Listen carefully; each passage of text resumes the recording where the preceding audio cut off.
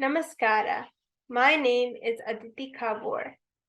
Today I will be presenting my paper on the architectural wonders that Hindu Mandirs are. The goal of this paper is to understand the uniqueness of the architecture and engineering in Hindu Mandirs and evaluate these mandirs based on many criteria, including design, difficulty in building, and scientific knowledge used. We will also be looking at the antiquity of these mandirs and looking at some unique mandirs and their special features. Let's start with what is a Hindu Mandir. A Hindu Mandir is actually an abode of the Devatas.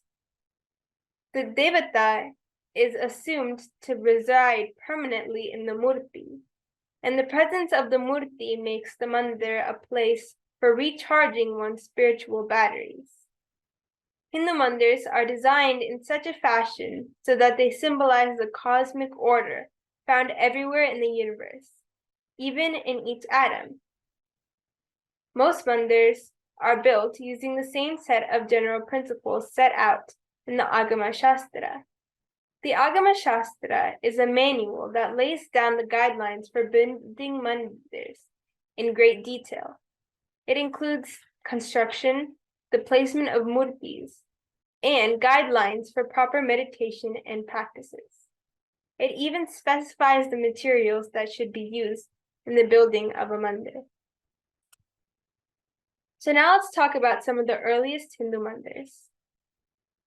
Hindu mandirs are believed to be built many millennia ago, but there's no archaeological evidence left to conclusively produce the historicity of many of the old ones.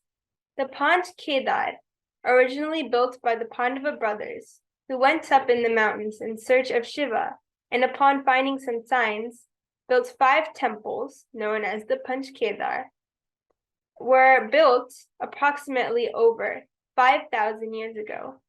However, the current mandir is dated to 1,200 years ago. It is important to note that the dating of the Mahabharata has not been confirmed, which is still up in the air, so we don't know exactly when this may have been built. The Dwaradish temple was built by Krishna's grandson, and the current version is dated to the 2nd century BCE. It is believed that the original temple at this site was built by Vajranava, a grandson of Krishna, again, which could have been built in the 6th millennium BCE. The Mundishwari temple in Bihar, India, was dated by the Archaeological Survey of India to be built around 108 CE. In Armenia, the current Saint Karapat Monastery is believed to have been built over Hindu mandirs built by 2 kings, Krishna and Balabhadra, who had fled from Kannadu around 149 BCE. The remnants of a mandir have been excavated in Bairat district in Rajasthan and is being dated to 3rd century BCE. This mandir is the oldest date given for any surviving mandir or its remains. No physical evidence survives of any mandirs being built before 300 BCE, but the construction of mandirs really took off in India after 500 CE. Next, we will be talking about some specific mandirs and their features. First, let's talk about the Vidyashankara Mandir. The Vidyashankara temple is located in Sringeri, Karnataka. This mandir showcases Vedic engineering related to astronomy. So what's so cool about this mandir is that the mantapa of the mandir is surrounded by 12 pillars, each of which depict the 12 zodiacs of Hindu astrology. These pillars are known as rasakambas. But what is truly remarkable about this mandir is that each of the 12 pillars have been designed so that the first early morning rays fall on the pillar of that month in order of the Hindu calendar corresponding to the zodiac. In addition, the floor with the circle captures the converging shadows of the pillars. This is very interesting because this means that the creators of this mandir had to correlate the sun with these pillars and line them up so that the proper pillar would be shined on during the correct month. Next, we will be looking at the Kailasa temple at Ellapur. This temple is carved out of a mountain and was not built like many other major architectural wonders around the world. It was carved out of one single mountain and had to be carved from top to bottom. And it had 4,000 tons of solid rock scooped out of it. And this was only using simple tools like hammers and chisels. The mandir also features over 30 million Sanskrit inscriptions. It measures up to 60 feet tall and 200 feet wide, which means its immense size really makes us question about how such an advanced structure could be built without modern technology. However, some allude to a powerful device mentioned in Vedic texts that could evaporate rock from a mountain. This may be the answer to how this mandir was built. Another interesting fact is that Aurangzeb sent 1,000 laborers who tried for 3 years to demolish it, but never were able to, so they abandoned the project. The next mandir is the Ramappa Mandir. The Ramappa temple is located in Telangana, India. What makes the Ramappa temple a true architectural wonder is its earthquake resistance. The gopuram of the mandir has been built from bricks that are made of clay, wood, and a special fruit, making the bricks light enough to float on water. In fact, these bricks are actually 1/3 to 1/4 of the weight of ordinary bricks of the same size. The lightness and buoyancy of these bricks makes them far susceptible to collapsing during an earthquake. Additionally, the mandir uses the sandbox technique, or a foundation pit filled with a mixture of sand lime, jaggery, and a special fruit.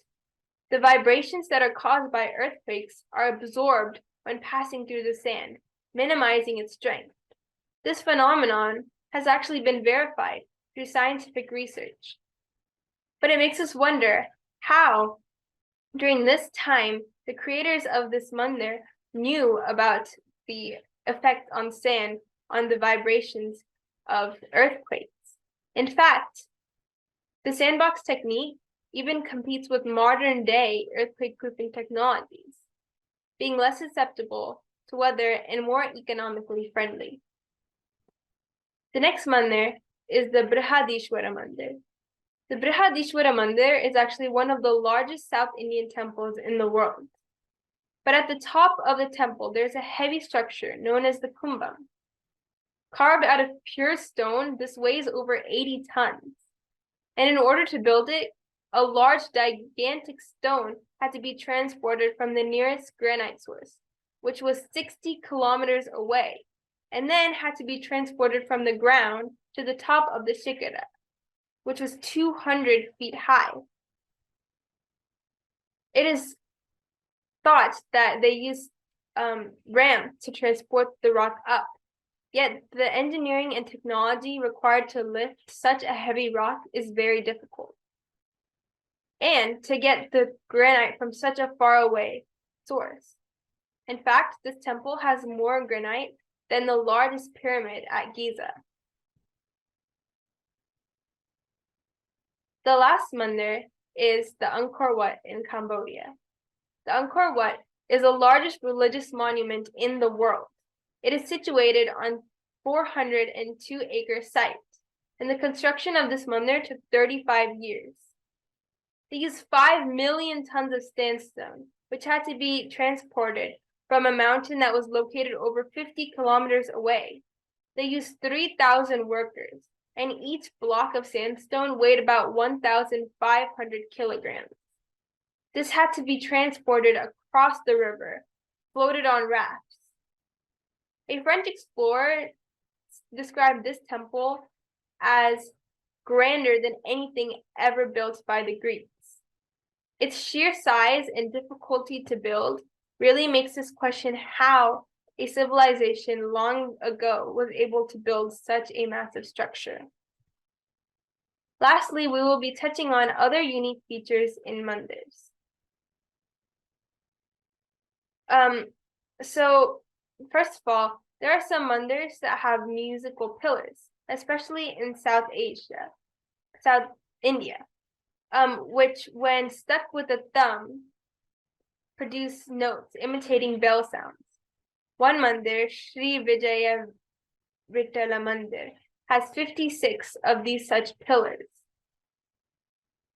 When one pillar is tapped to produce a musical note, another neighboring pillar resonates with its own musical note in another mandir in Southeast Asia.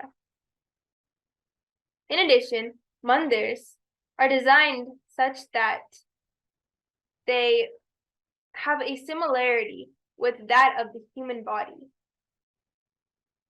Also, this signifies the ultimate reality, and mandirs are full of symbolisms all around there. There are 8 Shiva mandirs on a 97-degree angle, longitude, and that are 15,000 miles apart. It is incredibly difficult to stay on the degree latitude in such a far distance, which is a huge feat for over a millennia ago. So our conclusion is that mandirs have existed for at least 2 millennia, and they are full of symbolisms and not just merely prayer halls. Many mandirs are architectural masterpieces and have many unique features that took a lot of effort to build. This really makes us think about how civilizations so long ago were able to create these architectural masterpieces and these architectural wonders.